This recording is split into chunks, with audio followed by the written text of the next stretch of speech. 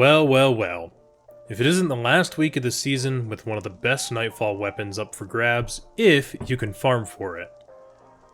Now, of course, there totally aren't enough YouTube guides on this very topic, so instead of doing another walkthrough and tips and tricks, I'll be focusing on builds you can use, starting with the most practical all the way to the build that I had the most fun with.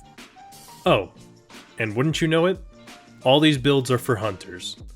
Who would have guessed that I was gonna do another hunter guide? It's going to be one build for each subclass, so hopefully at least one of these will fit into the playstyle you like. Anyways, sit back, relax, and enjoy the fun. Oh, and before we get officially started, always try to get 100 resilience or tier 10 for that free 40% damage reduction. You're going to need it in Grandmaster. Also, with every build I'm talking about, I run Lucent Finisher and Advanced Scout on my class item. I do have a piece of Artifice armor on, so I get an extra mod slot, but I would usually run these two mods pretty much no matter what. Build number 1 is the most practical of the four. It's a pretty standard endgame Night Stalker build. Take your pick of running Deadfall or Mobius Quiver with Orpheus Rig, but for this build I use the Mobius Quiver with Aeon Swift. Why? Well, with the Sect of Insight, or the blue one, you generate heavy ammo when you finish champions, which stacks with Lucent Finisher. This means every time you finish a champion, you will generate 2 heavy bricks for your teammates. You will still only get 1 heavy brick for yourself, but that's totally fine. For aspects, you're going to want to run Vanishing Step and Trapper's Ambush for as much invisibility as possible. For fragments, the only one that really matters is Echo of Obscurity, to give you invisibility when you finish targets. This will keep you very much alive in Grandmaster content, and help your team stay topped off with heavy ammo. The other 2 fragment slots are completely up to you. I used Echo of Undermining to weaken targets with my grenades, and Echo of Instability because I thought volatile rounds would do something, but since I wasn't wearing the Gyrfalcon, it really didn't help. I also ran Witherhoard with an Unstoppable Grenade Launcher mod and Weakened Clear. As you can probably tell, this build is a utility build. It revolves around weakening targets for your team and making sure everyone gets topped off with heavy ammo. Honestly though, I didn't find this build very fun. Sure, it worked, and it was effective enough that I cleared the run on my first try with a couple of random peeps from LFG, but it just wasn't fun to me. Maybe you enjoy a more support kind of playstyle, but it doesn't quite fit the power fantasy that I have when I play the game. Build number 2 is still on the more practical side of things, but it's more fun than the last one. Enter the Revenant Hunter. You see, Warden of Nothing has every champion type, and this build allows you to counter every single champion. Let's start with weapons.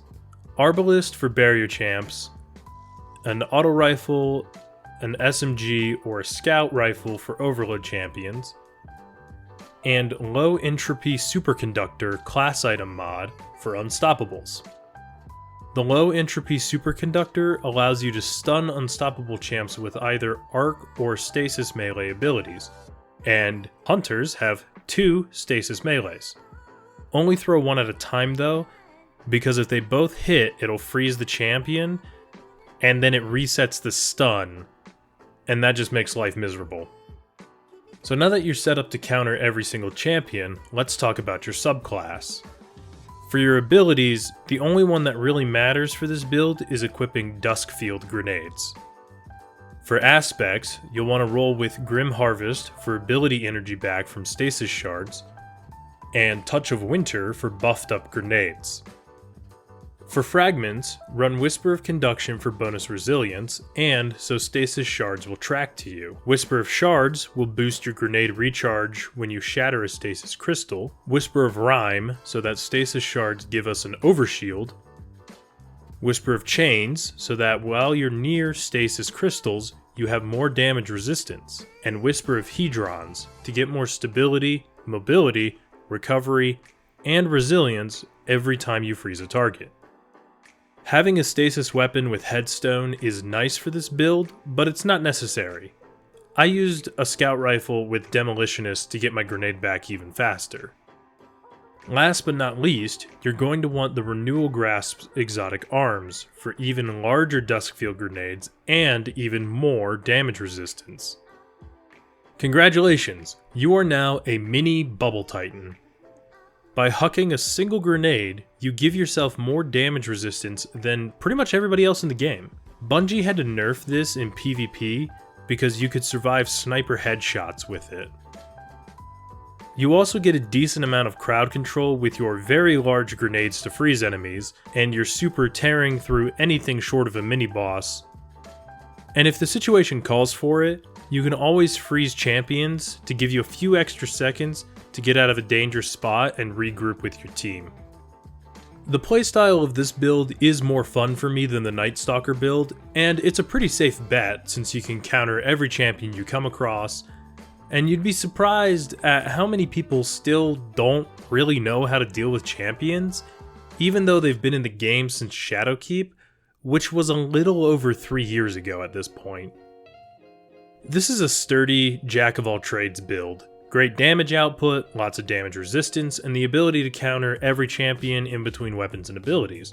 All in all, a nice solid choice. Let's move on to something a little bit more fun. The Arc Strider. I know it doesn't synergize with any of the burns of this strike, but let me let you in on a little secret. You don't have to optimize for every little thing as long as you know what you're doing and having fun. Just because it's a solar burn on this strike doesn't mean you won't put in absolute work with this arc build. Anyways, for your super you'll want the Gathering Storm. Gambler's Dodge to get your melee back when you're near enemies, and Arc Bolt grenades.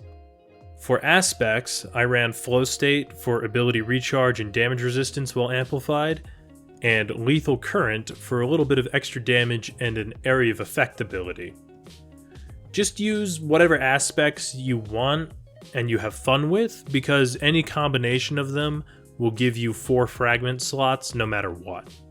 For fragment slots, I used Spark of Shock to jolt targets with my grenades, Spark of Amplitude to generate orbs of power while amplified, Spark of Feedback to increase my melee damage after another enemy hits me with a melee, and Spark of Discharge so my arc weapons have a chance to create ionic traces, which gives me more ability energy back.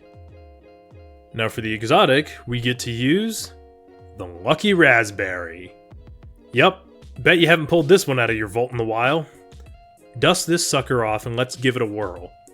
It buffs the chain lightning damage on your arc bolt grenades, and each time it chains, it has a chance to restore grenade energy. If you hit 4 targets with it, you're pretty much guaranteed to get your entire grenade back. I also used an arc scout rifle with Demolitionist and Volt Shot for more grenade energy and better ad clear. This build is honestly all about ad clear and a decent amount of burst damage. The chain lightning you get from your grenade, your melee after you dodge, and Volt Shot works wonders at keeping all the red and orange bar enemies in check. If you slap on low entropy superconductor as well, you can counter all the champions in the strike between your weapons and your melee ability, which it isn't hard to keep your melee ability up on an Arc Hunter, since all you have to do is dodge, and your dodge automatically recharges every time you get a charged melee kill. So they just kind of feed into each other. This build was a lot more fun, and the Lucky Raspberry perk activated a lot more than I thought it would, which just meant more ability spam for me, which I always like. All in all, a very fun, high burst damage, Swiss Army knife type of build. Okay, now for my favorite. My 4th and final build I would like to introduce to you is the Ability Spam Generator 9000.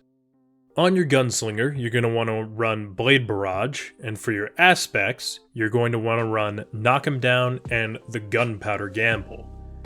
Oh yeah, we're just getting started. You only get 3 fragment slots, so you'll want to run Ember of Torches to become radiant when you hit a melee ability, Ember of Singeing so that your dodge recharges faster every time you scorch a target, and Ember of Ashes to apply more scorch stacks to targets. For your abilities, use the Gambler's Dodge to get your melee back when dodging near enemies, use Knife Trick for your melee to easily apply scorch stacks to targets, and finally, you'll want to run Trip Mine Grenades because, you've probably guessed it by now, we're going to be running the Young Ahamkara's Spine Exotic Arms. Running a solar weapon will only help you with this build. So here's how the build works. You have an enemy. That's kinda tough. Champion, mini-boss, boss. Doesn't matter. You throw a melee. You get radiant. You dodge. You throw your grenade. The target ignites. You get grenade energy back. You throw the Gunpowder Gamble. You throw another grenade. You have your grenade back again, throw another grenade. And what's this? All the scorch stacks you've been applying have given you your dodge back. So you can dodge, get your melee back, which gives you your grenade back, which makes targets ignite, and ignitions count as ability damage, so it triggers the effect of Young Ahamkara's Spine to give you more grenade energy back, which gives you more scorch stacks, which gives you your dodge, which gives you your melee.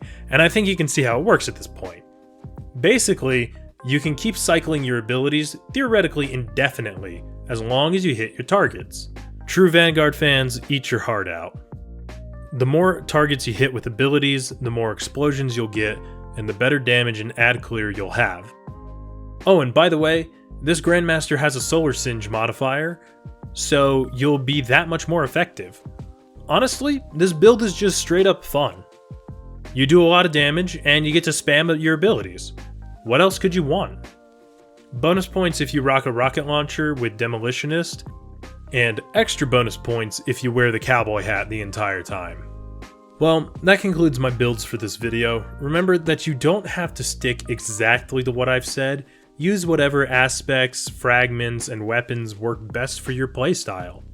As you can probably tell, I love spamming abilities and just dealing lots of damage, so that's why the Arc and the Solar builds are my favorites. Hopefully this guide helps you with farming this week's Grandmaster, but that's all I've got for now. Toodles!